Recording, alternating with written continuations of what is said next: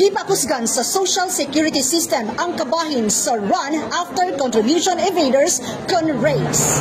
Ang maong kalihukan gihimo aron masiguro ang pagtuman ug pagsunod sa mga employer sa ilahang mga obligasyon ilalom sa Republic Act number 11199 o ang Social Security Act of 2018. Yung ating collection efficiency dapat i-improve namin. So yun yung parang inaano ng public na may mga employees na hindi na re-remita ng kanilang contribution, hindi na re-report. So gusto namin ipakita sa public na serious ang SSS sa pag-abot sa mga employers na hindi nag-comply sa SSS law. So parang ano na rin ito, information campaign natin kung ano ba ang SSS at ang benefits na binibigay ng SSS sa ating mga members. And of course, ang ating collection yun yung pangbayad natin sa benefits natin sa ating mga members. Matud pa, kung ang mga employer pakyas ug dili magpakabana sa show cause order, mamahimo kining ireklamo sa legal department sulod sa 15 ka adlaw sa maong pagbisita. Sila mapasakaan sa kasong kriminal.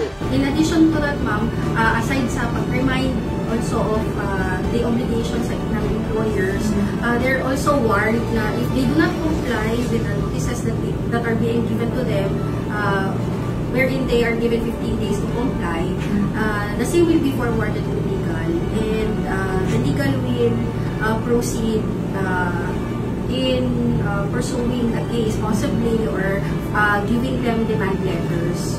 Ang buhatan sa SSS adunay pakig-alayon sa Philippine National Police aron sa pag-aresto sa mga delinkwente nga employer.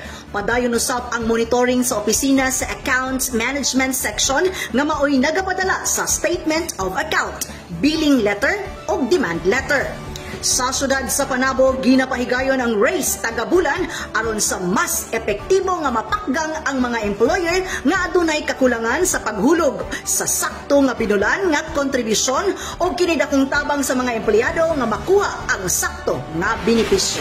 Kauban sa kamera si Richard Ligtas, kinising Dali Amag nagikan sa City Information Office Broadcast Services alang sa Frontline News Panabo.